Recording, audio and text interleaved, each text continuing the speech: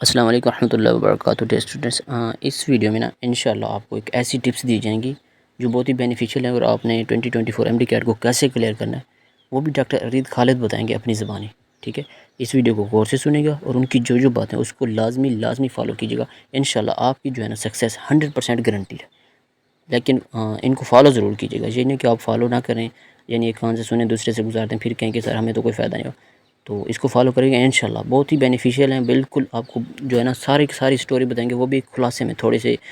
ये 7-1 मिनट की वीडियो, ठीक है, इसको गौर से सुनेंगे इंशाल्लाह, देखिएगा आपके लिए कितना ये आपके लिए ना वो बेनिफिशियल होती है। ठीक है डियर स्टूडेंट्स, चलिए चलते हैं वीडियो की तरफ। लास्ट ईयर एमबीकेट 2023 में 194 मार्क्स लेने से पहले मेरा भी ये ख्याल था कि 190 की लाइन को क्रॉस करने के लिए आपको रोबोट्स की तरह पढ़ना पड़ेगा, आपको मल्टीपल सोर्सेज की किताबें पढ़नी पड़ेंगी, आपको अनलिमिटेड एमसीक्यू सॉल्व करने पड़ेंगे, तब जाके आपका ये लेवल होगा कि आप 190 को क्रॉस कर सको। But let me tell you, it's not that complicated. Although ये बहुत मुश्किल काम है, लेकिन it's a simple pathway. वो बातें जो मैं इस वीडियो में बताऊंगा, अगर आप उनको कंप्लीटली फॉलो कर लेते हो तो आपके, मैं गारंटी देता हूँ कि 190 प्लस मार्क्स आ सकते हैं इन दीज नेक्स्ट 2 मंथ्स।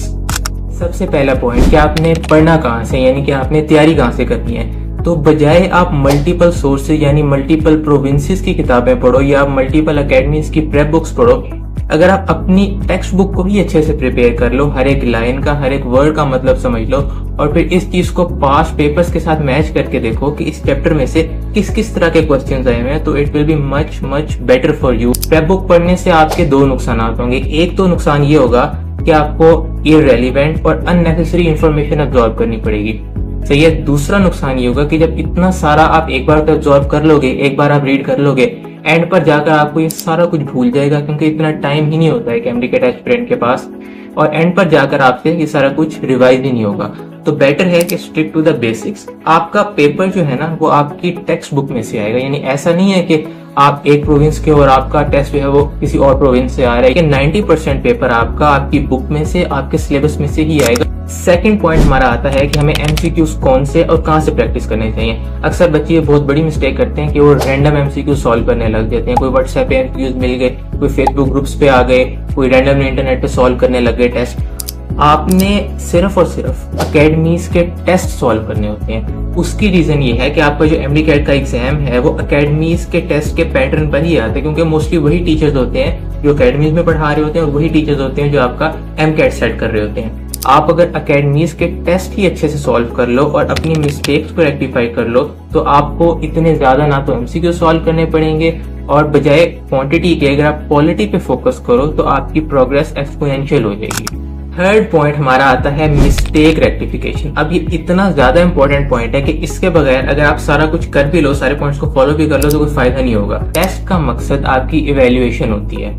जो आपने पढ़ा है, जो आपने कॉन्सेप्ट्स ग्रैस्प किए हैं, वो आपको कितने आते हैं और आपका लेवल क्या है, ये आपको पता चलेगा टेस्ट सॉल्व करने से, ठीक है। और उसमें जो आपकी मिस्टेक्स हो रही होंगी, जब आप उनको नोट डाउन करोगे और फौरन उनको रेक्टिफाई करोगे, तभी आपकी जो प्रोग्रेस है वो बेटर होगी, आपकी प्रिपरेशन बेटर से बेटर हो जाएगी। अगर आप माइंडलेसली एमसीक्यू सॉल्व कर रहे हो, उनको आप रेक्टिफाई नहीं कर रहे और अपने कॉन्सेप्ट्स को ठीक नहीं कर रहे, तो इनके बगैर टेस्ट सॉल्व करने का कोई फायदा नहीं है। इसमें एक और एस्पेक्ट भी आ जाता है कि अक्सर बच्चों का क्वेश्चन होता है कि हमें प्रैक्टिस बुक सॉल्व करनी चाहिए या क्या हमें टेस्ट सॉल्व करने चाहिए। अगर आप टेस्ट सॉल्व कर लेते हो तो आपको प्रैक्टिस बुक की कोई जरूरत नहीं होती। जब आप अकेडमीज के टेस्ट सॉल्व करते हो तो उन टेस्ट में एक चैप्टर को ओवरऑल टच किया गया होता है, यानी हर एस्पेक्ट से क्वेश्चंस गिवन होते हैं। तो जब आप टेस्ट कर लेते हो तो आपको फिर प्रैक्टिस बुक की कोई जरूरत नहीं पड़ेगी। अगला पॉइंट हमारा आता है रिवीजन, कि हमने रिवीजन कैसे करनी है। अक्सर बच्चे ये बहुत बड़ी गलती करते हैं कि वो अपने नोट्स इतने ज्यादा बना लेते हैं, इतने ज्यादा मल्टीपल सोर्सेज यूज कर लेते हैं कि एंड पे जाके उनसे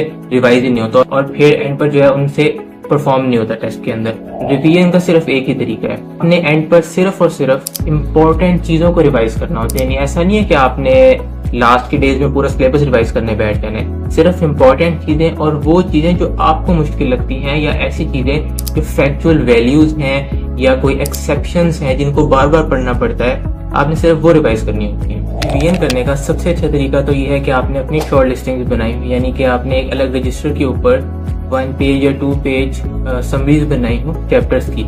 इससे तो आपको रिवीजन में एंड पर भी फायदा होगा और लास्ट के मंथ में जब आप FLP सॉल्व कर रहे होगे, जब आपको ज्यादा पोस्ट रिवाइज करना होता है, तब भी आपको बहुत ज्यादा हेल्प मिलेगी। अगर आपके पास टाइम नहीं है या आपको अभी इस चीज का पता चला है कि बायोलॉजी के लिए आप बुक के ऊपर हाईलाइट कर लो जो इंपॉर्टेंट चीजें हैं, और फिजिक्स और केमिस्ट्री में आपकी जो नोट्स हैं आप उन्हीं के ऊपर इंपॉर्टेंट चीजें, एक्सेप्शन और फैक्चुअल वैल्यूज को हाईलाइट कर ले, क्योंकि नोट्स एंड बुक्स से आप ऑलरेडी फेमिलियर हो गए, तो आपको अलहदा से फिर एक नई चीज नहीं बनानी पड़ेगी। इससे आपका टाइम सेव होगा। बारी आती है FLPs और पास पेपर सॉल्व करने की। इस पर जितना मैं स्ट्रेस करूं उतना कम है। आप में से अक्सर बच्चों ने ये बात नोट की होगी कि जब आप चैप्टर वाइज टेस्ट सॉल्व कर रहे होते हो घर के अंदर, तो आपको इजीली वो टेस्ट आता होता है, आपको MCQs भी आते होते हैं, लेकिन जैसे ही आप एग्जाम में जाकर बैठते हो आपको हर चीज भूल जाती है, आपका माइंड ब्लैंक हो जाता है। इसकी सिर्फ और सिर्फ 2 रीजन होती है। एक तो ये कि आपकी तैयारी ही अच्छी नहीं थी, दूसरी जो मेजर रीजन है, तैयारी करने के बावजूद अगर ऐसा होता है तो आपने FLPs नहीं सॉल्व किए हुए। अगर आप मकसद को देखें चैप्टर वाइज टेस्ट के और FLPs के, तो आपको पता चलेगा कि जो चैप्टर वाइज टेस्ट होते हैं वो आपकी बेसिकली प्रिपरेशन के लिए होते हैं, आपको कॉन्सेप्ट ग्रेस्प करवाने के लिए, आपको आपकी रिवीजन अच्छी करने के लिए या आपकी प्रैक्टिस करवाने के लिए। लेकिन जो FLPs होते हैं उनसे आपको एक्चुअल पेपर अटेम्प्टिंग स्किल आती है। जब आप 200 MCQs घर में बैठ के टाइमर लगाकर प्रॉपर वे में सॉल्व करते हो, तो आपका माइंड जो है वो ट्रेन हो जाता है कि आपने एक्चुअल MDCAT एग्जाम जाकर कैसे देना है। अगर मैं अपनी बात करूं तो मैंने लास्ट के 1.5 मंथ में ऑलमोस्ट 30 to 35 FLP सॉल्व किए थे, ठीक है, और सारी की सारी रिवीजन मैंने अपनी शॉर्ट लिस्टिंग से की थी, तो जिसका एंड पर मुझे बहुत ज्यादा फायदा हुआ। एक टाइम ऐसा आ गया था कि मुझे न्यू MCQs ही नहीं मिला करते थे, सारे के सारे उसी फॉर्मेट पे क्वेश्चंस रिपीट हो रहे होते थे।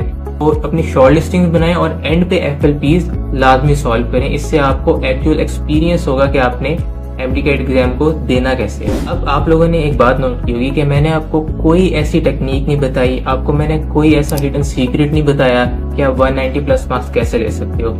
पॉइंट ये है कि जो बातें मैंने आपको इस वीडियो में बताई हैं, अगर आप उनको 100% फॉलो कर लो, यानी आप उनको to the full extent apply करो अपनी तैयारी पर, तो आपके 190+ मार्क्स गारंटीड है। एंड बिलीव मी, यही कुछ बातें हैं कि अगर आप इन पर अमल कर लो तो आप MDCAT में एडमिशन सिक्योर कर लोगे अपना। प्रॉब्लम यहाँ पर आती है कि बच्चे डिस्ट्रैक्ट हो जाते हैं। वो उनका माइंडसेट ये होता है कि वो जितने मल्टीपल सोर्सेज से चीजें कर लेंगे, जितनी प्रेप बुक्स कर लेंगे, जितने MCQs ज्यादा सॉल्व कर लेंगे, उनके चांसेस बढ़ते जाएंगे, जबकि हकीकत में ऐसा नहीं होता। जो चीज है, जो आपका सिलेबस है, उस पर स्टिक रहो और प्रैक्टिस आप मैक्सिमम करो, उससे आपके चांसेस मैक्सिमाइज होते हैं। एंड में उन बच्चों के लिए जिन्होंने अभी तक तैयारी नहीं स्टार्ट की, मैं ये कहना चाहूंगा कि आपके पास मोर और लेस 2 मंथ्स हैं अभी भी, और अगर आप चाहो तो आप इन 2 मंथ्स के अंदर 0 to 100 जा सकते हो। बिलीव मी, ये कोई डिनाई नहीं कर सकता कि आप एडमिशन नहीं ले सकते। किंग एडवर्ड के मेरिट नंबर 1 को भी नहीं पता कि उसका एडमिशन होना है या नहीं होना, ठीक है। तो ये आपने अपने सिर्फ चांसेस मैक्सिमाइज करने होते हैं। बी पॉजिटिव, अपनी तैयारी पर ध्यान दे एंड गुड लक।